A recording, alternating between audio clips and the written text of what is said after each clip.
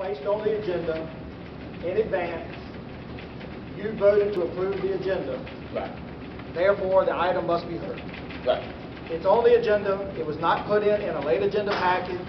It was not added by Mr. Futrell to the agenda. It was in our board package when we received our board package earlier this week.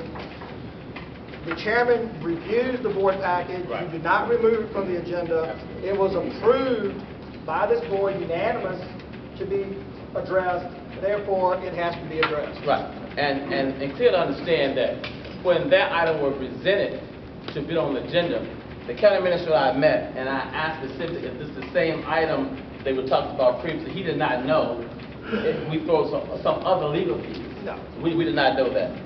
We did not know, because I asked for information. He said he did not know whether the same thing was something different. Mr. Tyler, please. I asked you specifically, is it the same thing? You said there was no information you did not know. Mr. Chairman. So my point is, No. here.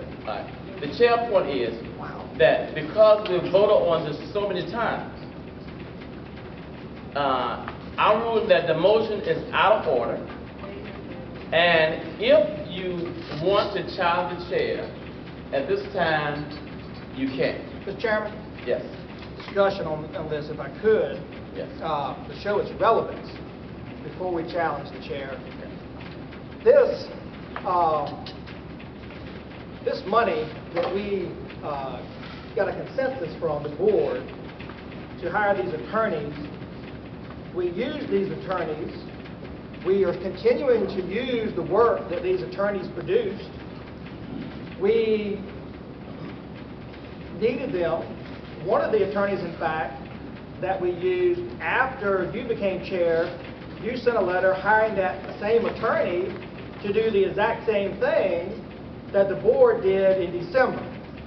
So I'm confused on why, as chairman, you thought it was correct to hire Sharon Pandak to look at the lawsuits that were pending against us, both in an employee which was suing the county, a former county attorney who was suing the county, and our deputy county administrator who was threatening a suit against the county, as well as several other federal suits which had not been resolved, that you felt it necessary to get a consensus as chairman, as I did as acting chair, to hire the exact same attorney.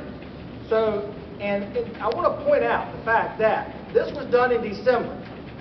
We used the attorneys, we are still using the work that these attorneys did, and if in December we would have been able to have gained a quorum, but because yourself and Mr. Capel chose not to attend any meetings in December, and the Honorable Harris Parker had passed away, if we would have had a meeting in December, the board that was seated at the time in December 2011 that gave its consent to hire these attorneys, if it would have met, the vote probably would have been, and I won't speak for you and I won't speak for Mr. Capel, but I have spoken to Mr. Harrell and I have spoken to Mr. Birdsong, and I know my vote.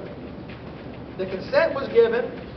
If we'd have had a quorum in December, the vote would have been Mr. Harrell voting yes to pay the attorneys, Mr. Birdsong voting yes to pay the attorneys, Mr. Fly voting yes to pay the attorneys, Mr. Parker unfortunately passed away, Mr. Capel I would assume would have voted no, but I won't speak for him, he can speak for himself, and I will assume, Mr. Tyler, you would have voted no, and that would have been a 3-2 vote.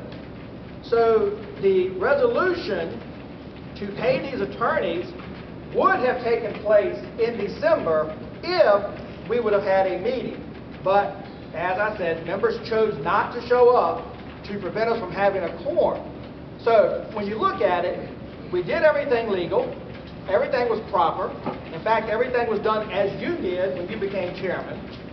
And the vote would have been approved in December if we'd have had a quorum. I think we are still playing too many games, and I want to share something. I wasn't going to do this, but I want to share something with the citizens so you'll know just how damaging this little game we're playing up here is. And this is what we're playing. We're playing a little